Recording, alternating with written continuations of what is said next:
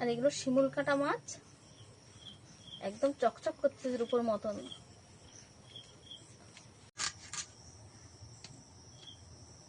একদম স্বচ্ছ মাছ নিয়েছি।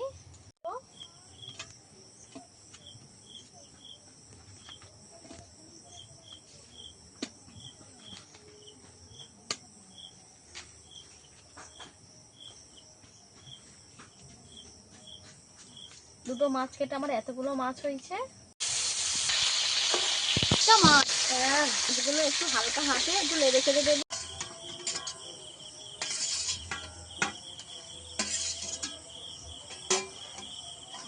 যেহেতু আমার আলু সেদ্ধ হয়ে গেছে, এই যে মাছের ঝোলটা কত সুন্দরভাবে রেডি হয়ে গেছে দেখুন বন্ধুরা। এইরকম লাল লাল মাছের ঝোল রান্না করতে হলে এই রেসিপিটা, পুরো ভিডিওটা আপনাদের দেখতে হবে। চলুন তাহলে এই রেসিপিটা কিভাবে বানিয়েছে আপনারা একবার দেখে আসবেন।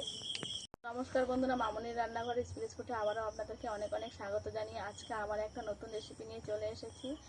আজকে আমি আর মাছের আলু দিয়ে গায়ে গায়ে ঝোল রেসিপি করে দেখাবো। পুরো ভিডিওটা আপনারা দেখবেন, আশা করছি আপনাদের খুবই ভালো লাগবে।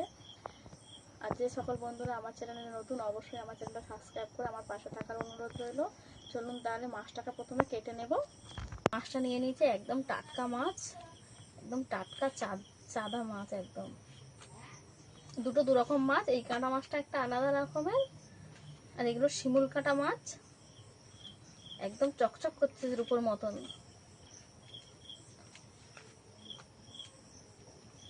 এটা এটা সমুদ্রের মাছ। চলুন তাহলে প্রথমে মাছটাকে কেটে নিই।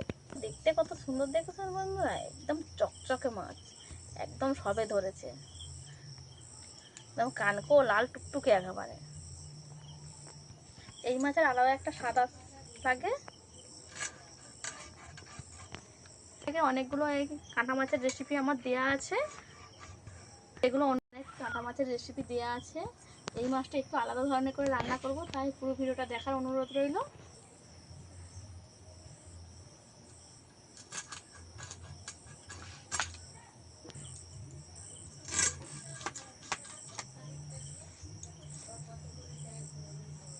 এই মাছের কাঁটাগুলো একটু শক্ত হয়, একটু সাবধানে কাটতে হয়।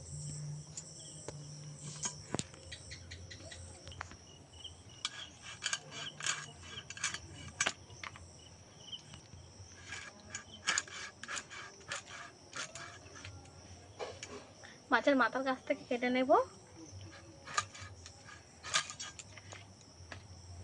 এবার পিস পিস করে কেটে নেব। মাছটা কিনে ফ্রিজে রাখা ছিল, তাই বরফটা এখনো গলেনি। একদম স্বচ্ছ মাছ কেটে নিয়েছি, আরও একটা কেটে নেব।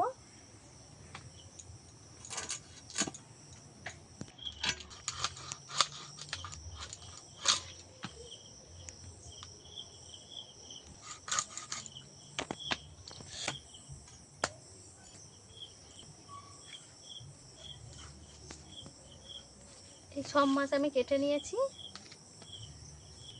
আজকে মাথাটা আমি রান্না করব না, তাই মাথাটা আর কাটবো না, এইভাবে রেখে দেবো ফ্রিজে।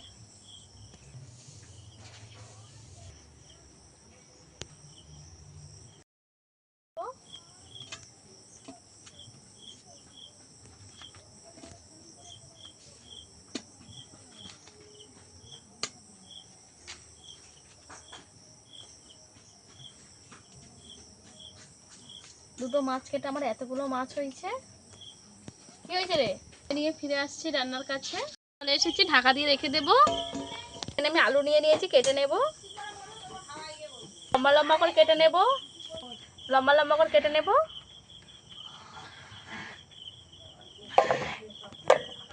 আর লম্বা লম্বা করে কেটে নিয়েছি, ধুয়ে তুলে নেব। এখানে আদা কেটে নিয়েছি,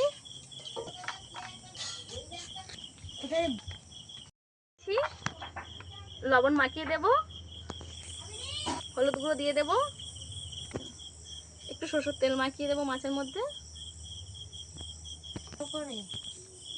এই ভুল হয়েছে, লবণ হলুদ ভালো করে মাছের গায়ে মাখিয়ে দেব।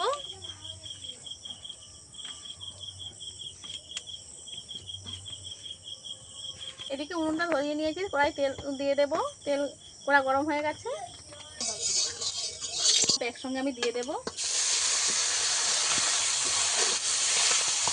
দিয়ে মাছগুলো একটু লেড়ে ফেলে দেবো। এইভাবে এই মাছের যেহেতু চামড়া আছে একটু ফাটার সম্ভাবনা বেশি, এই মাছগুলো তো সাবধানে ভাজতে হবে।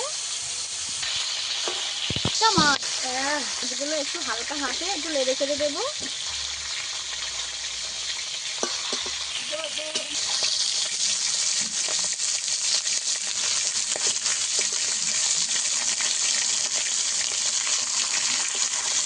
সব মাছগুলো আমি ভালোভাবে ভেজে নিয়েছি, এবার তুলে নেব। এগুলো এবার আমি তুলে নেব।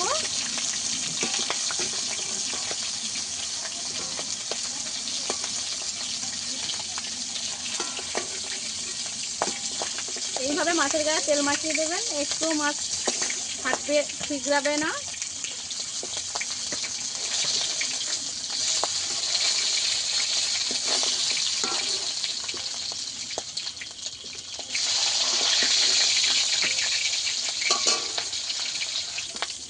এই যে মাছ এইভাবে ভেজে নিয়েছি, তেলের মধ্যে আমি আর অল্প একটু তেল দিয়ে দেব। ফোড়নে দেবো 5 ফোড়ন, পেঁয়াজ, আলুটা আমি একসঙ্গে দিয়ে দেবো। তাতে করে পেঁয়াজটাও ভাজা হয়ে যাবে ভালো করে, আর আলুটাও ভালো করে ভাজা হয়ে যাবে।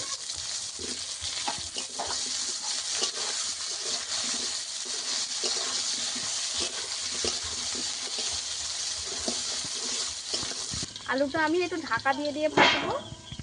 ঢাকাটা খুলে নিয়েছি, একটু নেড়ে চেড়ে দেবো।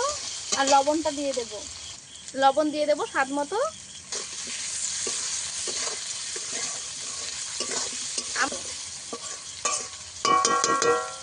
এইবারে বারে বারে ঢাকাটা দেবো আর খুলবো আর নাড়বো। ঢাকাটাকে খুলে নেব।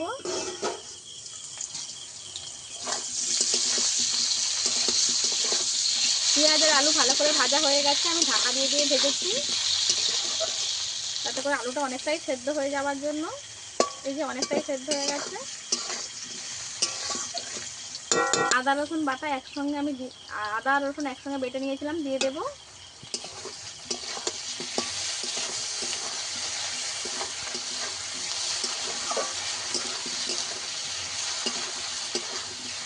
আদা রসুনটাও কিছুক্ষণ ভালো করে একটু ভেজে নেব।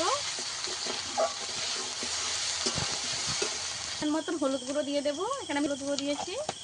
লঙ্কা গুঁড়ো দিয়ে দেবো, এই লঙ্কাটা প্রচুর ঝাল তাই 1/2 চামচ দিয়েছি। ধনে গুঁড়ো দিয়ে দিচ্ছি 1/2 চামচ। সব কিছু ভালো করে একটু নেড়ে চেড়ে নেব। সামান্য একটু জল দেব, সামান্য জল দিয়ে কষালে এতে করে মশলাটা পুড়ে না যায়।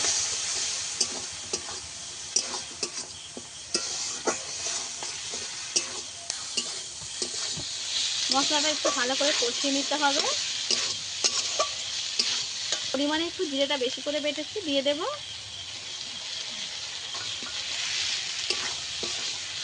এই রান্নাটাতে একটু জিরে বেশি করে দিলে ভালো লাগে।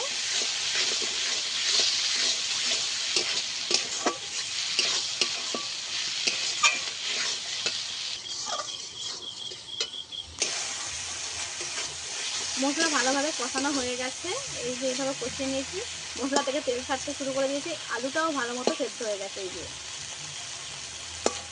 আলুটাও প্রায় সেদ্ধ হয়ে গেছে, আর মশলাটাও ভালোভাবে আমার কষানো হয়ে গেছে। এবারে জল দিয়ে দেবো, পরিমাণ মতন জল দেবো। এই যে পরিমাণ মতন জল দিয়ে দেবো।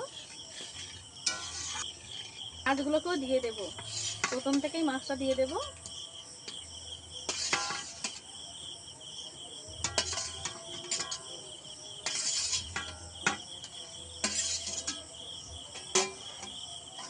যেহেতু আমার আলু সেদ্ধ হয়ে গেছে তাই প্রথম থেকে মাছটাকে একটু দিয়ে ফুটাবো আমি, যাতে করে মাছের স্বাদটা ঝোলে বাড়িয়ে যায়। ঝোল ভালোভাবে ফুটে গেছে।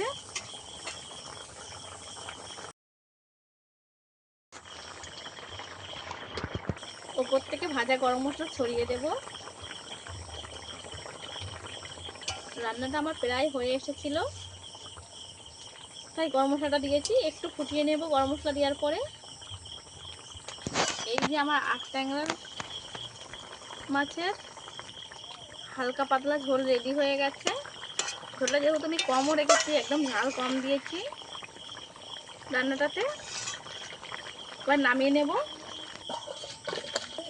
মাছের ঝোল রেডি হয়ে গেছে। এই যে আমার হালকা পাতলা মাছের ঝোল রেডি হয়ে গেছে। এই মাছের ঝোলটা খেতে কিন্তু দুর্দান্ত হয়, একবার হলেও বাড়িতে বানিয়ে দেখবেন। আশা করছি আপনাদের খুবই ভালো লাগবে। এই মাছের ঝোলটা কিন্তু আমি একদম কম ঝাল দিয়েছি। ওই এই মাছটা বাচ্চা থেকে বয়স্ক কিন্তু সবাই পছন্দ করে। ওই কারণে বলছি, এই মাছের ঝোল একবার হলেও বাড়িতে বানিয়ে ট্রাই করে দেখবেন। আমার এই মাছের ঝোলের রেসিপিটা আপনাদের কেমন লেগেছে অবশ্যই কমেন্ট করে জানাবেন। ভালো লাগলে লাইক শেয়ার কমেন্ট করে আমার পাশে থাকবেন। আর এরকম নিত্য নতুন রেসিপি পাওয়ার জন্য আমার চ্যানেলটা সাবস্ক্রাইব করে আমার পাশে থাকার অনুরোধ রইল। আজকে ভিডিও এই পর্যন্ত, দেখা হচ্ছে নতুন কোনো ভিডিও নিয়ে। ততক্ষণে ভালো থাকবেন, সুস্থ থাকবেন।